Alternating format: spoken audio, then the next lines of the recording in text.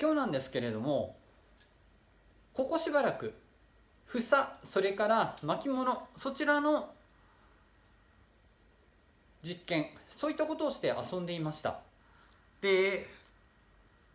それはすごく大事なことなんですけれども、それと同じぐらい打法、打ち方、これも大事なことだと思っています。なので今日はこの打ち方、これをまた見直して、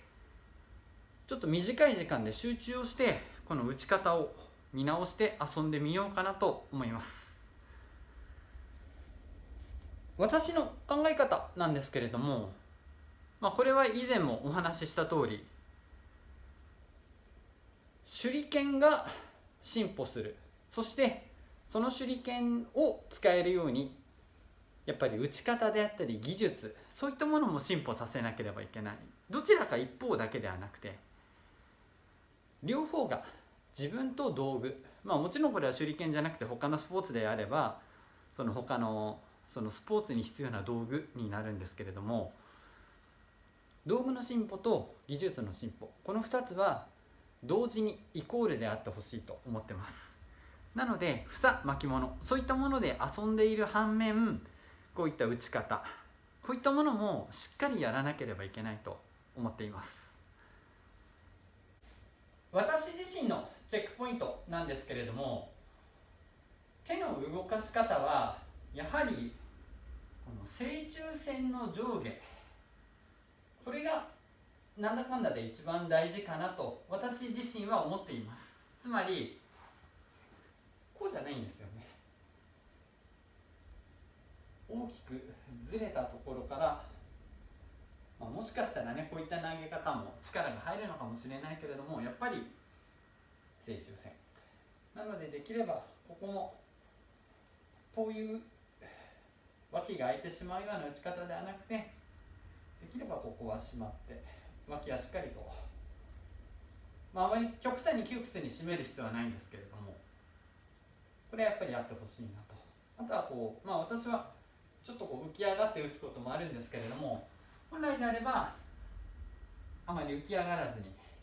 打った方がいいかなと思っています。ただね、こう強く打つときにどうしてもちょっとこう動いてしまうんですけど、人によっては後ろ足のかかとというか後ろ足を上げないっていう方もいるので、その辺は人それぞれなんですけれども、あんまりこうぴょこぴょこっと打つよりは、しっかりと体は少しこう下に落ちるようなイメージの方が力が伝わりやすいと思います。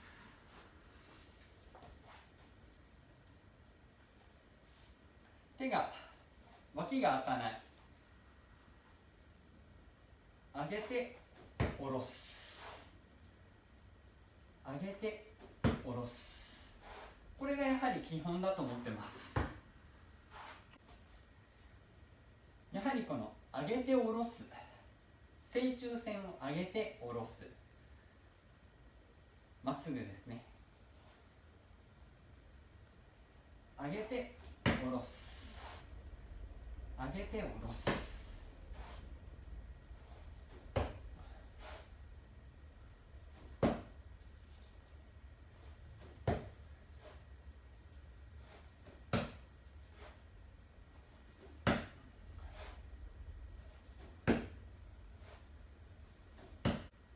ちなみに私強く打つ時とかは後ろ足上がりますけれども、私はなるべく動きたいな、すぐ動きたいなっていうのもあって上げてはいるんですが、特段意味はありません。なんであんまりここは真似しなくていいかもしれない。私の癖みたいな、癖とか考え方とかそういったことがあってやってることなので、この上げて下ろす、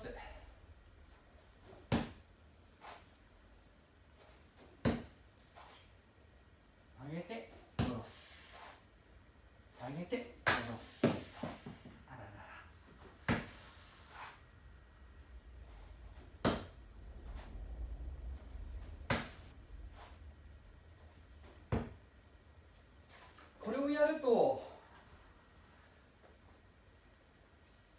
ね手裏剣が同じようなところに飛んでいきやすくなるんです。なので手裏剣同士が結構当たる、つまりコントロール、正しいコントロールに必要なことは手先じゃなくて体っていうことになりますね。手でこう調整をして打つのではなくて、体の動きをこう一定化させる。そうすると同じように飛んでくれる。ただね、あんまり手裏剣同士当たると痛むんですよ。なのでちょっと狙いを外します。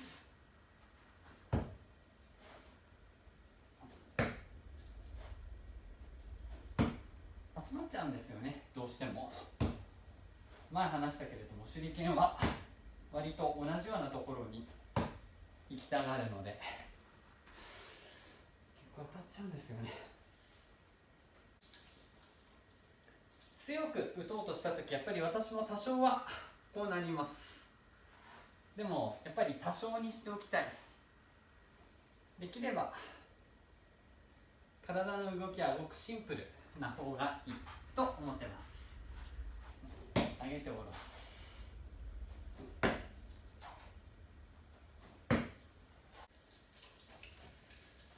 房とか巻物、ああいったもので特にここ最近は遊ぶことが多かったので、それこそちょっと癖のあるものに引っ張られたくない。巻物ってやはり少し飛び方とかそういったものに癖があるんです。そればっかりをやっぱり使ってると、それにね体が合わせてはくれるんですけれども、それだけしか使えないと私は面白くないなと。それを流派の剣としてる方もいるので、あくまで私いろいろな剣を使ってる人間の感想としてなんですけれども、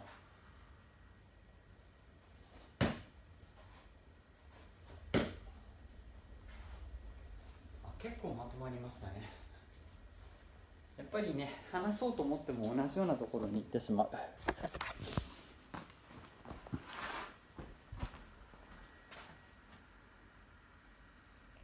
話を戻しまして、私の場合は癖のあるというよりもいろいろと実験をしながら房をつけたり巻物をつけたりしているので、やはりその都度だいぶ癖の違うものができるんですね。なのでそれに合わせてそれを打つ名人になってしまっては元も子もない。なのでなるべくこの打剣シンプルに手を上げて下ろす、こういったことを考えてこの打剣をしっかりとニュートラルな状態に戻したいなと。戻すというか、そういった状態を作れるようにしておきたいなと、そう考えて今日はちょっとこういった練習してます。やることは本当にシンプル。正中線を上げて下ろす。やっぱりね、シンプルなことを当たり前にできる、それがやっぱり一番強いと思ってますし、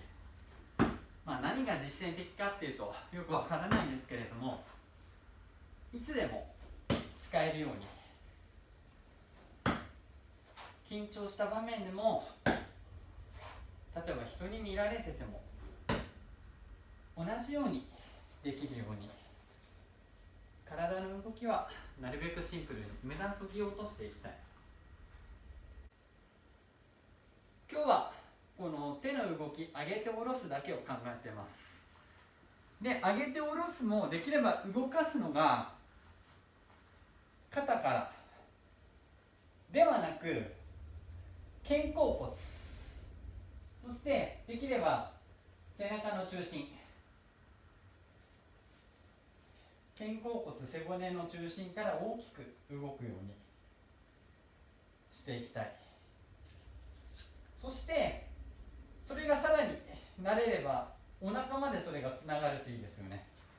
結局そうなるとお腹、おへそというか腹になるんでしょうかね。そこから的に迎えるようになるといいなと、打法の方ではそう思って練習してます。